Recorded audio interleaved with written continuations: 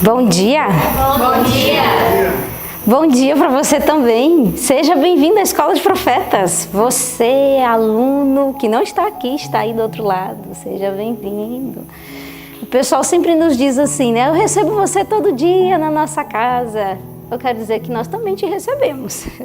Quando você está aí do outro lado, estudando a tua Bíblia, pegando a palavra de Deus e acompanhando o ano bíblico, você também é um aluno dessa casa. Que alegria, né?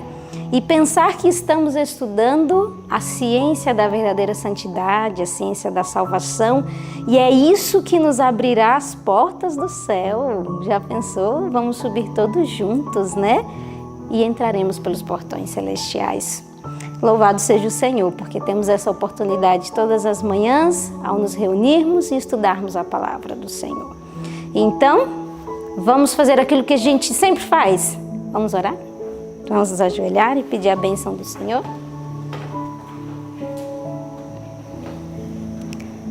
Querido Deus e bom Pai, agradecemos a oportunidade de mais um dia.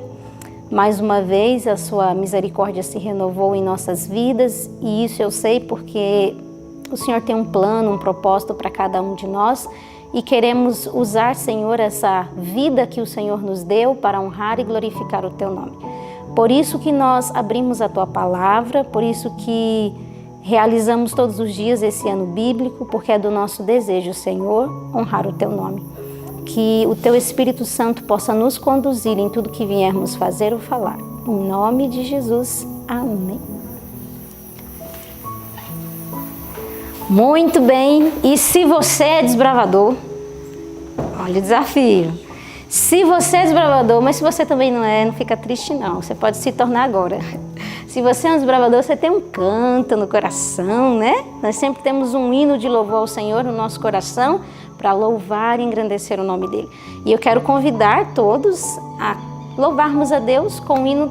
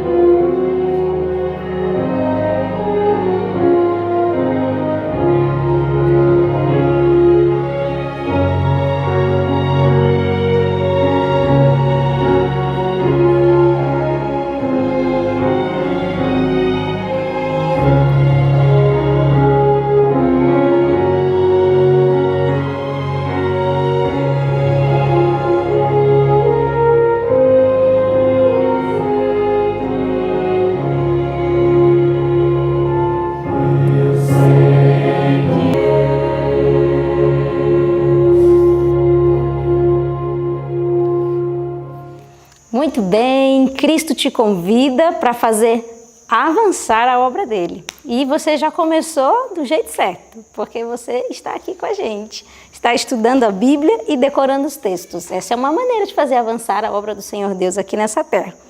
Então, eu quero te desafiar a pegar a tua Bíblia, abrir lá na carta de Tiago, no capítulo 5. Vai lá. Pega a tua Bíblia, porque agora nós vamos inculcar, nós vamos memorizar esse verso e ele nos servirá como proteção. Pensa só, toda vez que Satanás tentava a Cristo, ele respondia como? Está escrito. Que assim seja conosco, nós também tenhamos o está escrito na nossa boca. Então vamos lá para Tiago 5, 7 e 8, no 3, 1, 2, 3. Tiago 5, do 7 ao 8. Sede, pois, irmãos, pacientes até a vinda do Senhor. Eis que o lavrador espera o precioso fruto da terra, aguardando com paciência até que receba a chuva temporã e serôdia. Sede vós também pacientes, fortalecei os vossos corações, porque já a vinda do Senhor está próxima. Tiago 5, 7 a 8. Tiago 5, do 7 ao 8. Sede, pois, irmãos, pacientes até a vinda do Senhor. Eis que o lavrador espera o precioso fruto da terra, aguardando-o com paciência, até que receba a chuva temporã e serôdia. Sede vós também pacientes, fortalecei os vossos corações, porque já a vinda do Senhor está próxima. Tiago 5, 7 e 8. Tiago 5, 7 a 8. Sede, pois, irmãos, pacientes até a vinda do Senhor. Eis que o lavrador espera o precioso fruto da terra, aguardando-o com paciência, até que receba a chuva temporã e serôdia.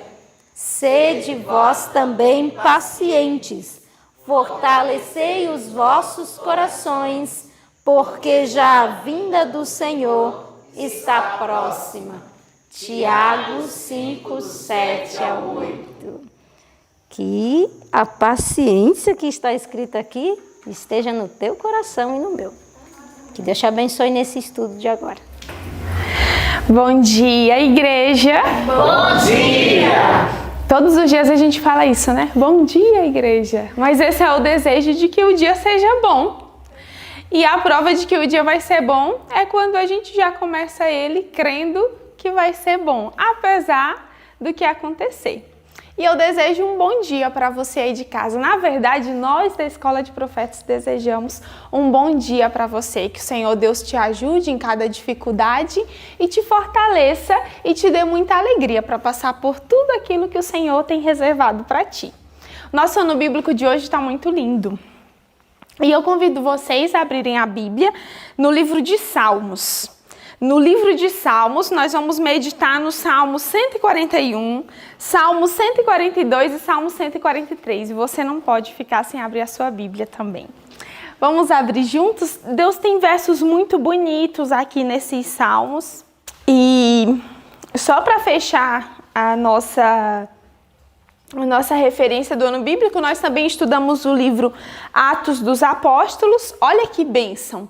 Chegar ao fim de um livro é uma grande bênção. A gente começa muitas coisas ao longo da vida, só que terminar é para aqueles que perseveram. E eu quero te parabenizar, em nome de Jesus, por ter perseverado em ler esse livro até aqui. Hoje nós vamos encerrar com um capítulo muito lindo que fala da Igreja Triunfante, é o capítulo 58.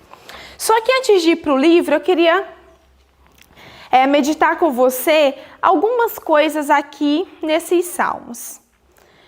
Quando o teu coração está angustiado, quando as coisas não saem do jeito que você gostaria, ao que você se apega? Vocês aqui, na hora da angústia, o que você faz? Davi, ele inspirado por Deus, nos ensina como que a gente deve agir nos momentos de angústia. E claro, tem muitos salmos que falam de alegria também, e assim a gente aprende como honrar a Deus nos dois momentos. Aqui no Salmo 141, ele vai à presença de Deus. Quando você vê o salmista angustiado, você nunca vê ele procurando ajuda em outro lugar. Ele procura ajuda naquele que tem ajuda para dar, naquele que tem socorro, naquele que tem refúgio.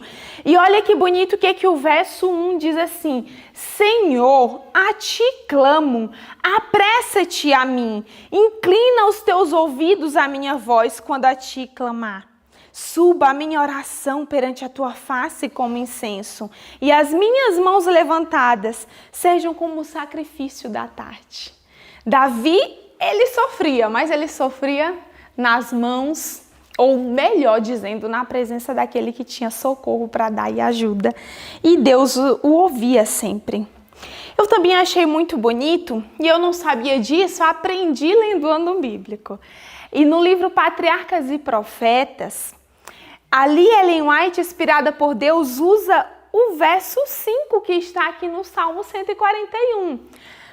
O verso 5 diz assim: fira-me o justo. Será isso uma benignidade? Repreenda-me. Será um excelente óleo que não me quebrará a cabeça, pois a minha oração também ainda continuará nas suas próprias calamidades. E esse verso se aplica a uma parte muito importante da vida de Davi. Vocês lembram que parte é essa? Alguém tem uma suposição? Profeta Natan? Ainda não, mas você foi no rumo. Esse verso 5, ele é usado, Ellen White explica que esse verso, ele foi inspirado na história quando Davi foi repreendido pela Abigail, a sábia Abigail. E ela vai lá e ela, com toda a serenidade e todo o Espírito de Deus, e ela ali, de um modo muito bonito e com muito tato, ela faz uma repreensão a Davi. E ele escreve esse verso aqui, e olha que bonito, né? Fira-me o justo e isso será uma benignidade. Então, naquele momento, ele entendeu por aquela repreensão daquela mulher que ela foi usada por Deus para evitar uma grande tragédia, né? Porque Davi, em resposta ao que Nabal tinha feito, ele já estava disposto a cometer algo que ele ia se arrepender depois por conta dos resultados, né? E agora no Salmo 142, começa falando da mesma coisa, né? Com o mesmo clamor. E aí ele vai dizendo que derrama a queixa dele perante a face do Senhor, ele expõe a angústia dele. E eu quero te dizer que quando o nosso espírito está angustiado, quando nós nos sentimos oprimidos e tristes, é como se nós estivéssemos dentro de uma prisão. E de fato é uma prisão, quero te dizer que é uma prisão emocional. E talvez eu esteja falando para você que nesse dia amanheceu assim, se sentindo tão ruim, tão angustiado, quem sabe com uma preocupação, com algo que você tem sofrido. Eu quero te convidar a ir na presença de Deus assim como Davi foi. E olha o que Deus está te dizendo nessa manhã, que Ele pode fazer na sua vida. Verso 7. Tira a minha alma da prisão, para que eu louve o teu nome. Os justos me rodearão, pois me fizeste bem. Eu quero dizer que o Senhor pode sim tirar a tua alma da prisão. O Senhor pode sim tirar a tua alma da angústia e da tristeza. O Senhor pode sim nos livrar de toda e qualquer prisão. E quando as pessoas olharem, elas vão ver a bondade, aquilo que o Senhor fez de bom na nossa vida. No Salmo 143, há muitas outras reflexões. Que nós temos aqui um tempo limitado, porque a Bíblia é um tesouro inesgotável. Então nós temos muitas coisas para meditar nesse Salmo. Mas eu quero destacar com você, a partir do versículo 8, olha que lindo que Deus diz aqui, Salmo 143, verso 8. Faz-me ouvir a tua benignidade pela manhã, pois em ti confio. Faze-me saber o caminho que devo seguir, porque a ti levanto a minha alma. Livra-me, ó Senhor, dos meus inimigos. Eu fujo para ti para me esconder. Ensina-me a fazer a tua vontade, pois és o meu Deus. O teu espírito é bom, guia-me por terra plana. E aí ele encerra a oração dizendo: vivifica-me, ó Senhor, por amor do teu nome, por amor da tua justiça. Tira a minha alma da angústia e por tua misericórdia desarraiga os meus inimigos e destrói todos os que angustiam a minha alma, pois sou teu servo. Olha que oração linda!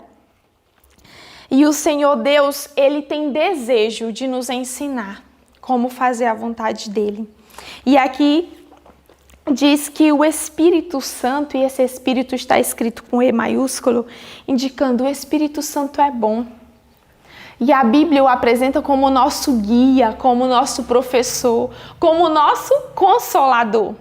Se você está em tristeza, se você se sente preso emocionalmente, O Senhor, nesta manhã, quer vivificar o teu coração. Amém. E o Senhor quer te tirar da angústia.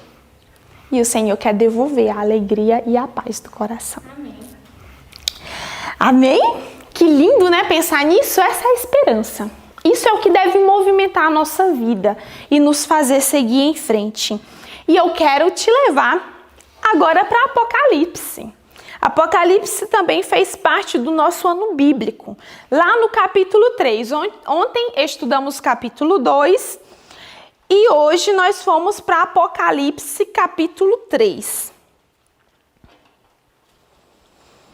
Deus, ele revela aqui a João, ele mostra um panorama, um quadro das fases que a sua igreja passaria até o retorno dele. E aqui Jesus, ele dá instruções muito claras para João e mensagens muito impactantes.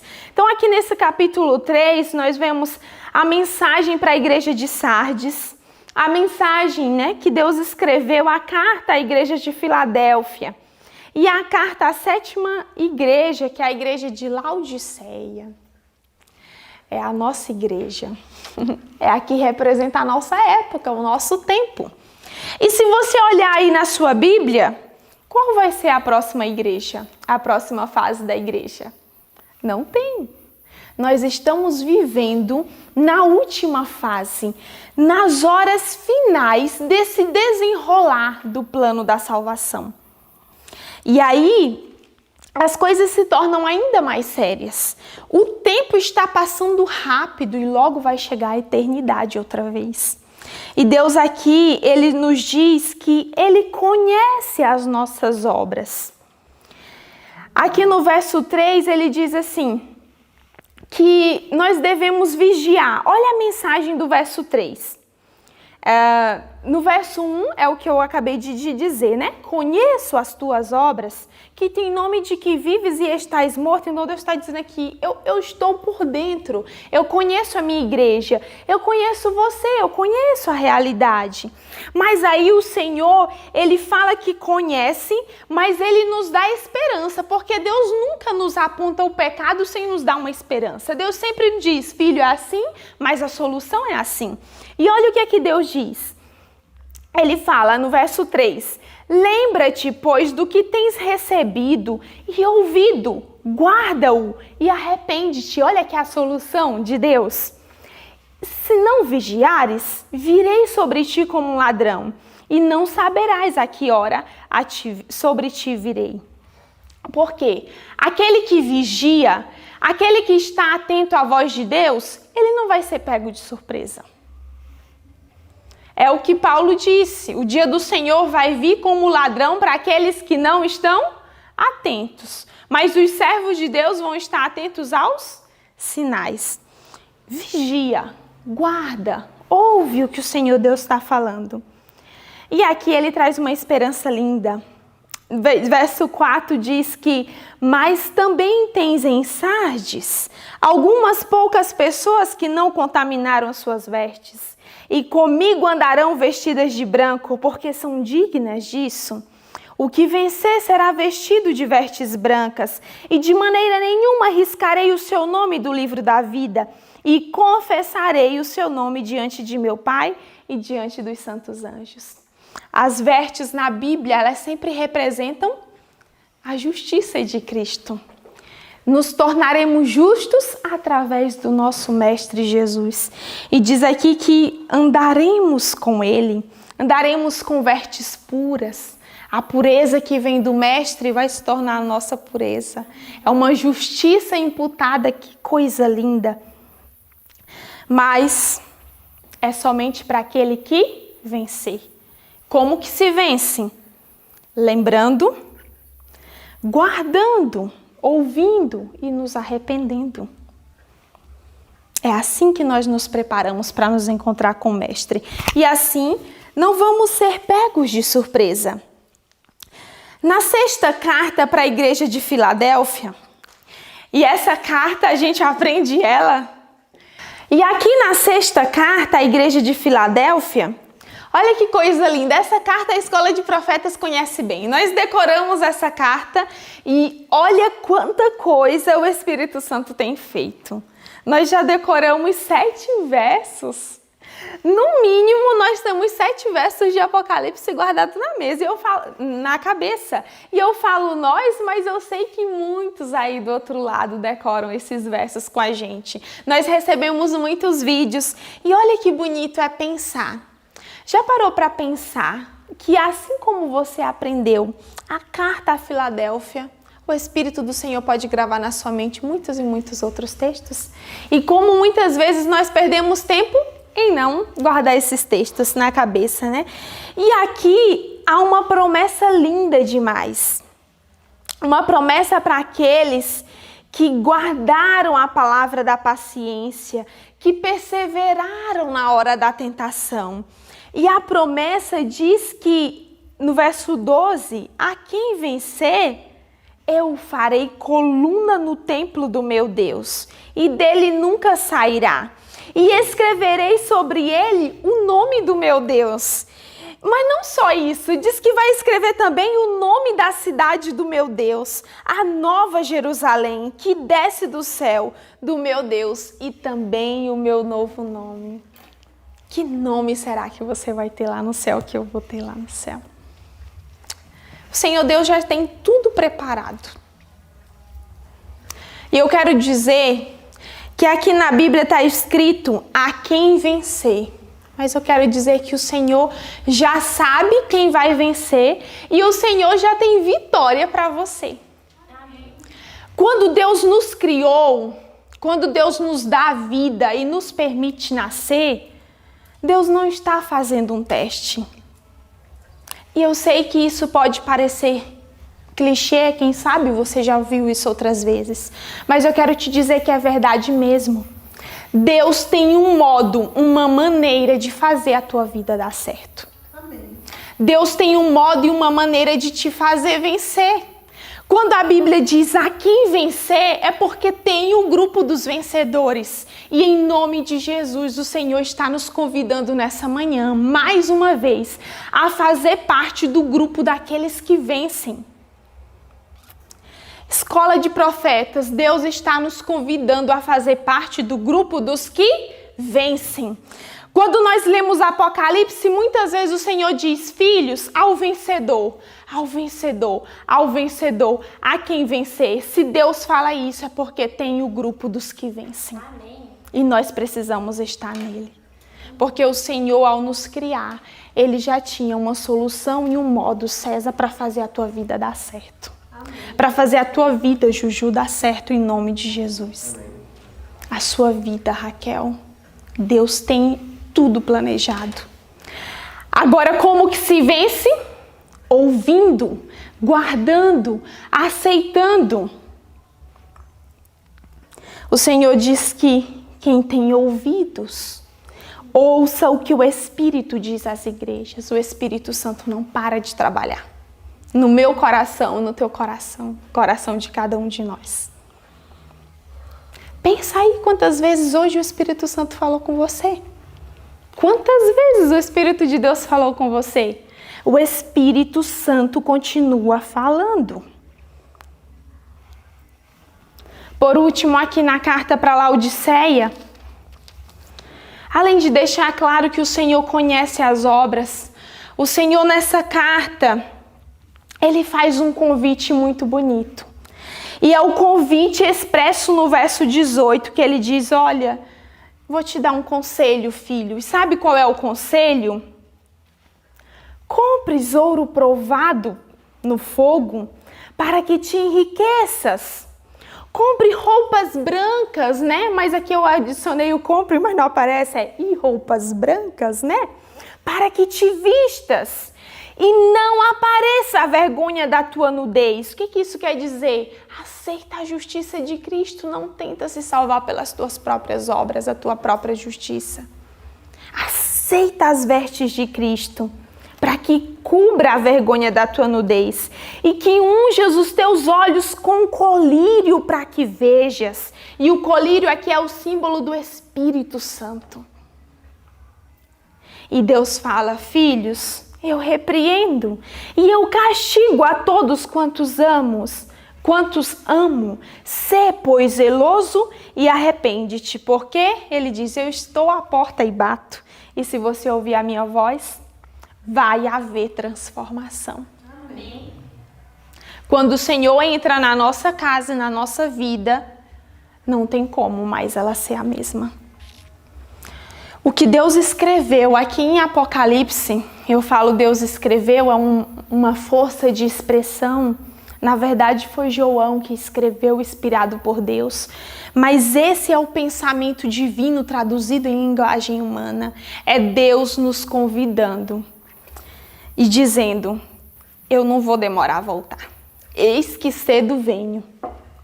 Guarda essa esperança, guarda cada uma dessas promessas que foram faladas aqui em cada carta. Cada carta tem uma esperança, uma promessa de Deus muito bonita, uma repreensão. E venceremos ao darmos ouvidos à voz de Deus. E é isso que o livro Atos dos Apóstolos encerra. Encerra com esse pensamento, que todos os que ouviram a Jesus, os que guardaram a palavra de Jesus, foram triunfantes e vitoriosos. Porque não tem como perder aquele que aceita a repreensão do Senhor, aquele que aceita a palavra do Senhor. Não tem como se perder. Jesus tem sim cura e jeito e solução para a tua vida. Jesus tem vitória. E sabe como que eu sei isso? Quando eu olho para trás. Quantas batalhas Cristo perdeu? Nenhuma. A igreja de Deus foi triunfando, mesmo em meio à provação, mesmo em meio a fogo, mesmo em meio a sangue, a igreja de Deus foi triunfando. Porque Deus não perde batalha. Aqui nesse último capítulo mostra a grande obra que o Senhor Jesus fez através dos séculos. Quantos séculos se passaram?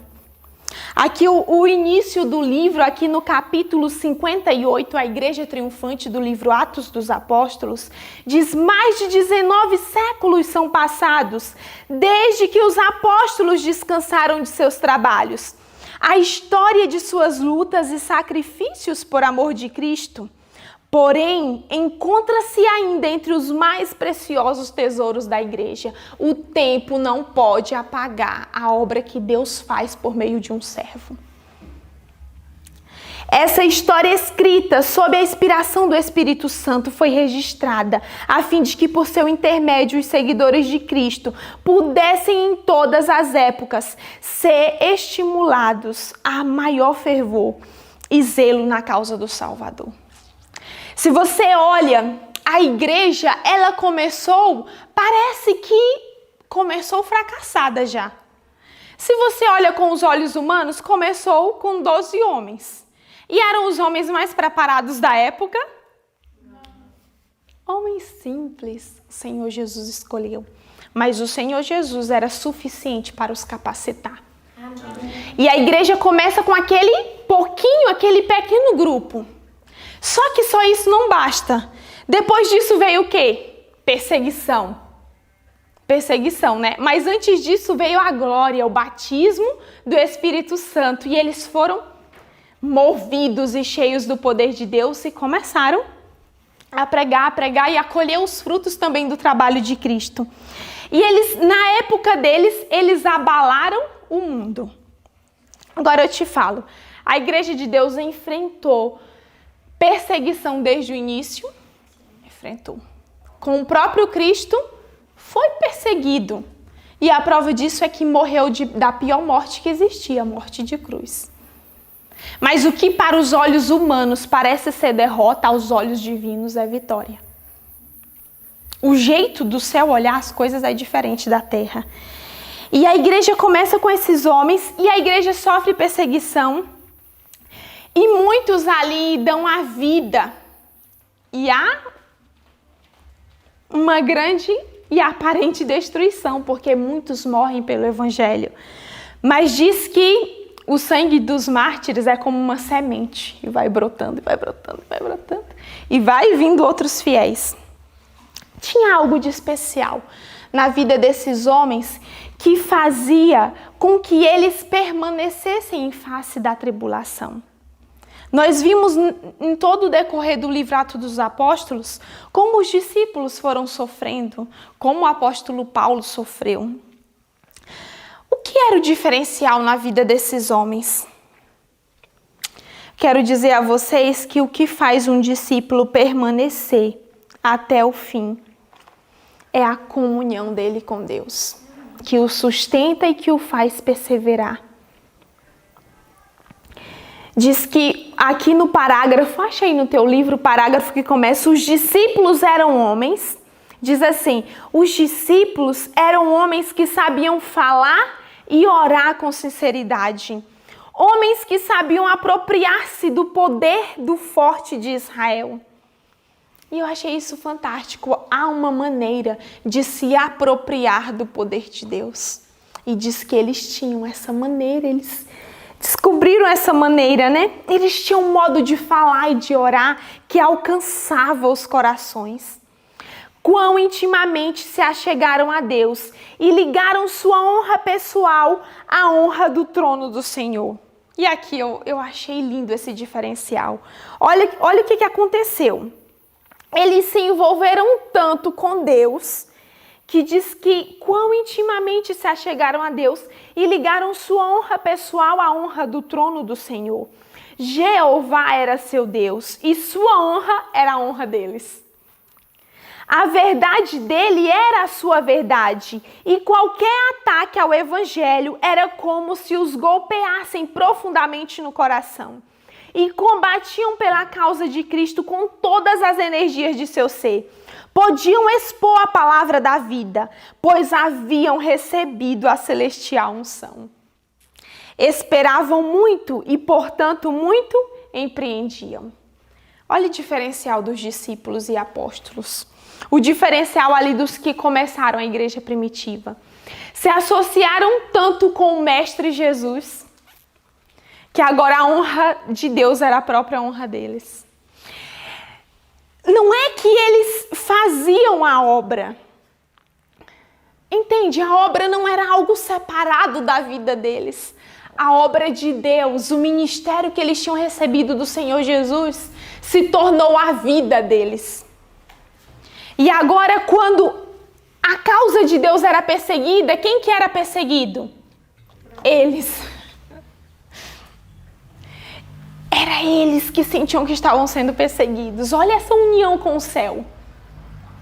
Quando a causa de Deus estava sofrendo afrontas, a afronta era quem? Eles pegavam para eles iam e lutavam pela causa de Cristo. A igreja cresceu porque aqueles homens se entregaram inteiramente a Deus. E disse aqui o livro que a consagração deles foi tão completa que eles perderam de vista o eu. Já não era mais só Paulo. Era impossível falar de Paulo e não falar de Cristo. Era impossível falar de João e não falar de Cristo. Falar de Timóteo e não falar de Cristo. A vida deles se uniram a de Cristo e se tornou uma. A obra deles, a vida deles agora era a obra de Cristo. Era o ministério que Deus tinha dado. Quanta coisa mudou, né? Se você olha para a realidade da igreja hoje, a obra de Deus se tornou algo, não digo de modo geral, né? Mas comumente nós vemos que a obra de Cristo, o trabalho, o avanço da igreja, o crescimento do evangelho se tornou uma parte da vida de muitos cristãos, mas não a vida do cristão. E aí tem aquele texto muito conhecido que diz que o verdadeiro cristão nasce no reino de Deus como? E aí é o crivo para a gente pensar. O meu desejo de salvar, de ver a obra de Cristo crescer, é um desejo tão forte que isso se torna a minha vida? Ou você só fala de Deus quando sobra um tempo? Ou a obra de Deus é algo à parte, você vive a sua vida normal, no fim de semana vai na igreja e ficou algo à parte.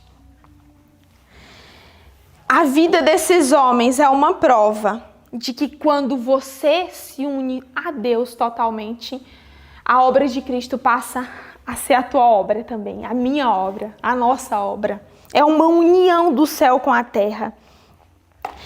E eles não poderiam deixar de falar de Cristo. Porque quem vive com Jesus, quem prova do Salvador pessoal que é Jesus, não consegue pregar outra coisa que não seja Jesus.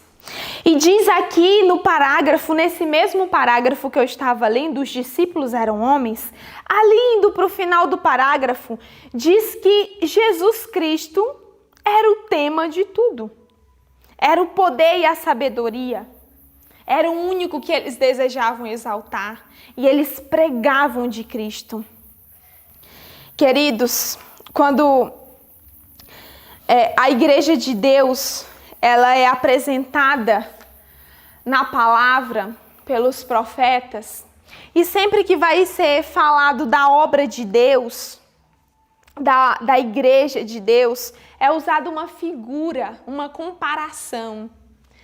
E a edificação da igreja de Deus é comparada à edificação de um templo, à construção de um templo. Então você vê Zacarias falando isso no capítulo 6, verso 12 e 15. Você vê Isaías, em Isaías 60:10, falando sobre isso. Pedro também fala sobre isso lá em 1 Pedro 2, verso 4 e 5.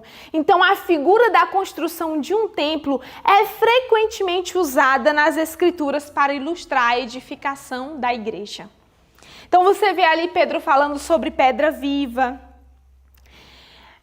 E quando nós olhamos para o passado, nós vemos que esses homens, eles edificaram. Eles construíram um templo espiritual, né? Edificaram a igreja sobre o fundamento que é o Senhor Jesus Cristo. E diz que eles trouxeram para a igreja pedras preciosas. Pedras que brilham até hoje na escuridão das trevas. E eles foram construindo num firme fundamento. E a prova disso é que a obra deles persiste até hoje. Perdura até hoje. Olha que coisa bonita aqui que está no parágrafo que começa reis e governadores. Acha esse parágrafo aí, reis e governadores. Aqui nesta minha edição do livro Atos dos Apóstolos está na página 597.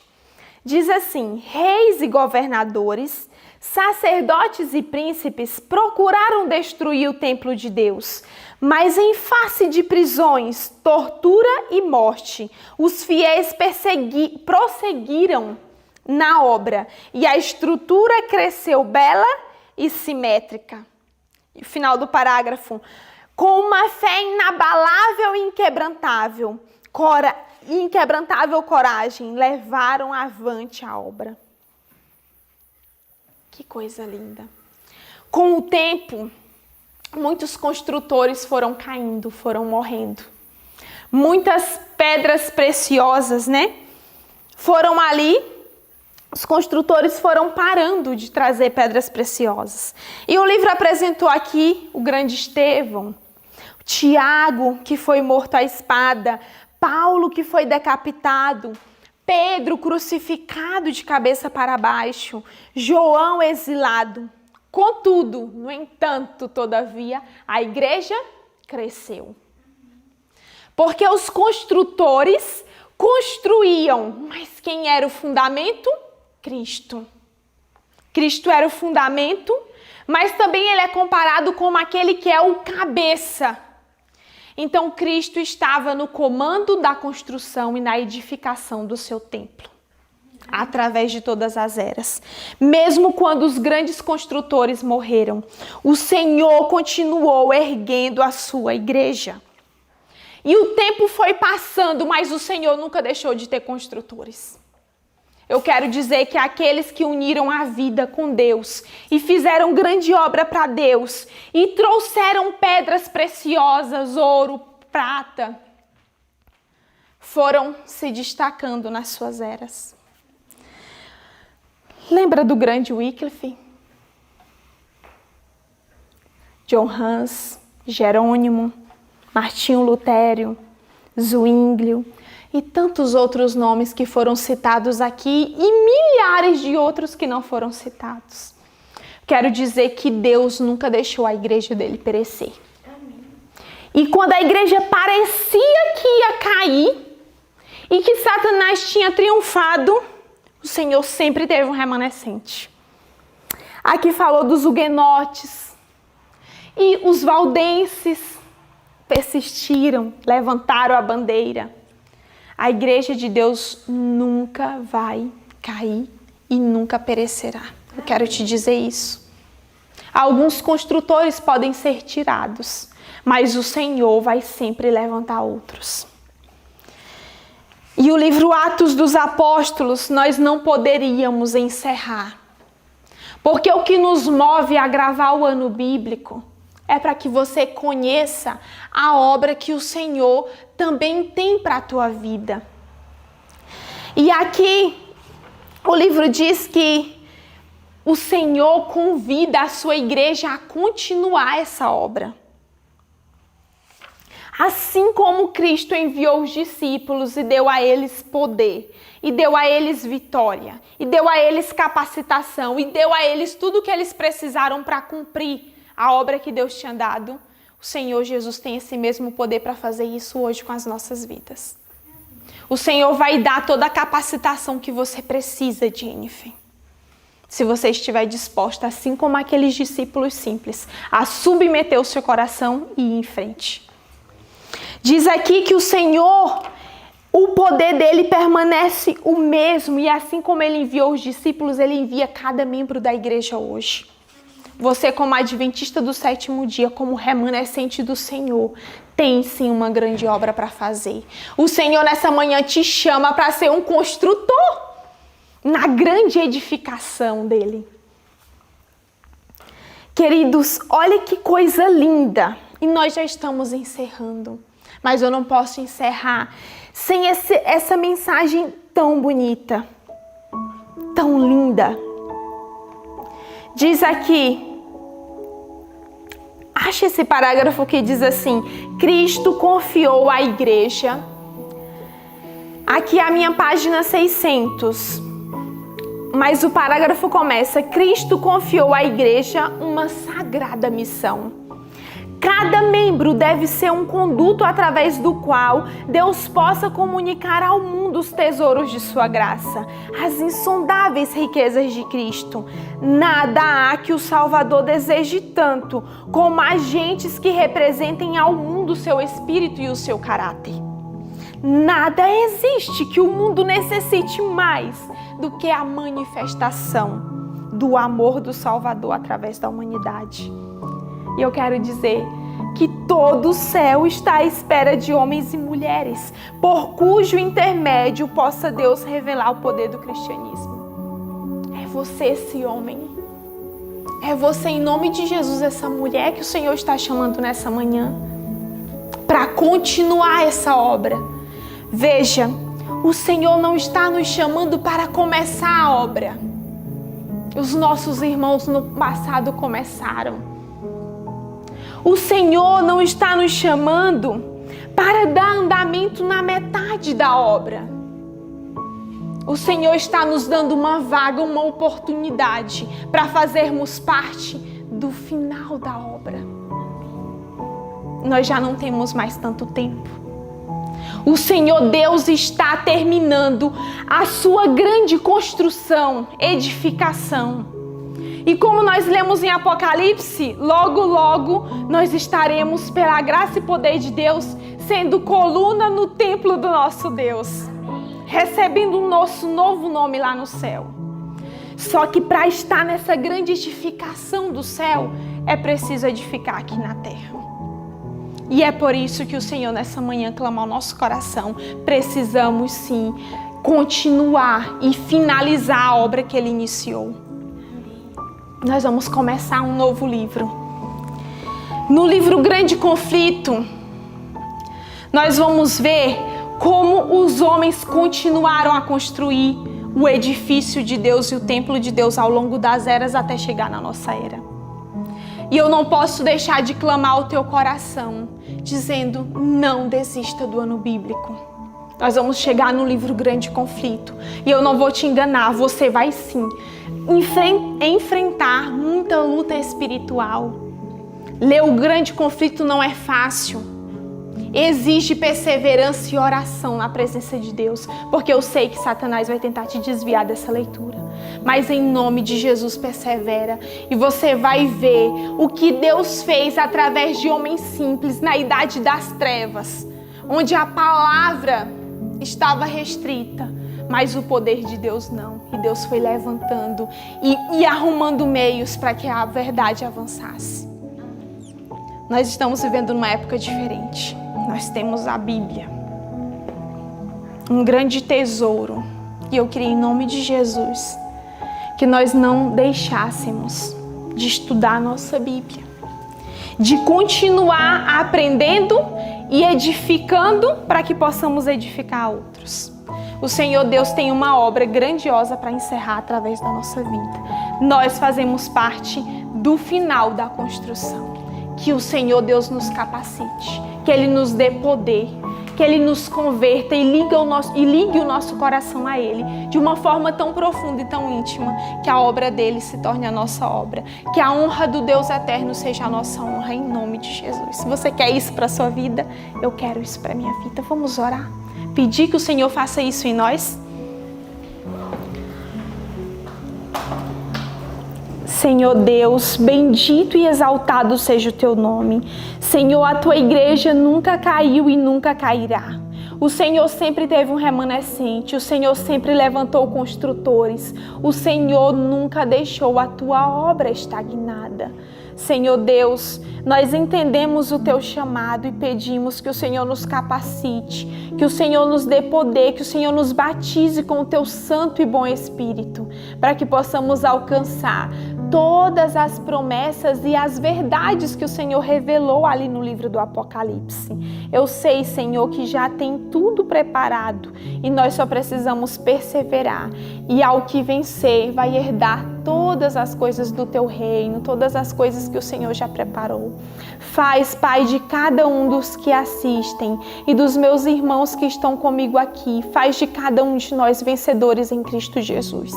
Que o Senhor quebre todas as prisões da nossa alma, que o Senhor quebre as angústias, tudo aquilo que Satanás possa usar para nos impedir de vencer.